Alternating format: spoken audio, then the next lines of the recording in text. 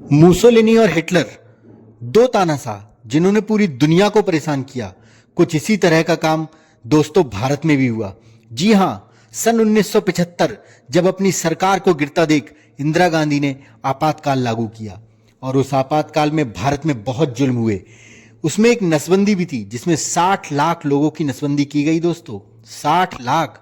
उसी प्रकार संगीत जगत भी उससे अछूता नहीं रहा। इमरजेंसी का प्रभाव कुछ इस तरह हुआ संगीत जगत पर कि संजय गांधी ने अपनी सरकार के उपलब्धियों को गिनाने के लिए दिल्ली में एक प्रोग्राम रखा और उस प्रोग्राम में सरकार की तारीफ के पुल बांधने थे। लेकिन यह काम करता कौन? किसी ऐसे आदमी की जरूरत थी जनता के बीच में जो बहुत लोकप्रिय हो। अब ऐसा आदमी कौन था? जी हाँ, किशोर कुमार। तो उनको लेकर के सरकार ने प्लानिंग की कि एक संगीत शाम रखते हैं हम, जिसमें किशोर कुमार का प्रोग्राम होगा और सरकार की तारीफ की जाएगी। तो उनके पास फोन कराया गया सूचना प्रसारण मंत्रालय के संयुक्त सचिव सीबी जैन के द्वारा। सीबी जैन ने जब किशोरदा से बात की तो उन्होंने कहा कि आपको एक प्रोग्राम करना है कुछ इस तरह से। उन्होंने अपना पूरा प्रोग्राम बताया तो किशोरदा ने कहा ठीक है, आप अपने आदमियों को भेजिएगा, घर पर हम बैठ करके उस पर डिस्कस कर लेंगे। लेकिन फिर उन्होंने कहा आप दिल्ली आ जाइएगा। उन्होंने कहा नहीं। फिर उन्होंने जब बताया तो किशोरदा ने असमर्थता जताई कि मैं दिल्ली नहीं आ सकता हूं। इस पर जैन साहब थोड़ा भड़क गए और जब वो भड़क गए तो उन्होंने कहा कि मैं तुम्हारे साथ कुछ भी कर सकता हूं, मैं तुमको बैन कर दूंगा। किशोरदा ने कहा ठीक है, आप मुझे बैन कर दीजिए, लेकिन आप मुझे बैन तो कर सकते हो, मजबूर नहीं। और फोन रख दिया। जैन साहब को ये बात बिल्कुल पसंद नहीं आई। वो भाग कर जाके अपने सचिव के पास पहुंचे, अपने सीनियर से जाकर उन्होंने कहा, और उस समय उनके सचिव थे सैयद मुजफ्फर हुसैन बर्नी, सचिव सूचना प्रसारण मंत्रालय। बर्नी साहब तुरंत यह खबर लेकर के पहुंचे उस समय के मंत्री विद्याचरण शुक्ल जी के पास।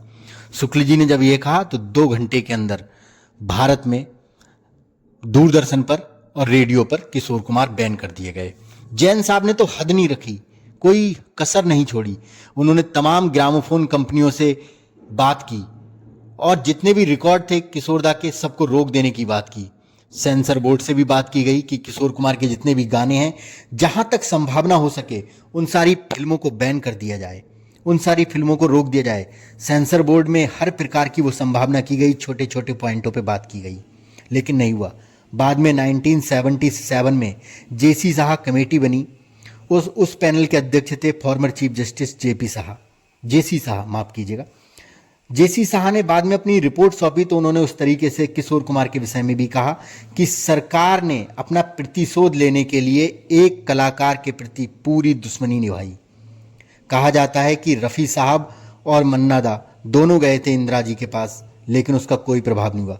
बाद में जब सरकार गिरी 1977 में, तब जाकर के किशोरदा के ये बैन को खोला गया और किशोरदा के गाने दोबारा से रेडियो पर और दूरदर्शन पर आने लगे। तो कांग्रेस सरकार का एक कृत्य, एक घिनौना कार्य इमरजेंसी के दौरान यह भी रहा कि उन्होंने किशोरदा जैसे कलाकार के गाने 2 साल तक आम जनता तक नहीं पहुंचने दिए।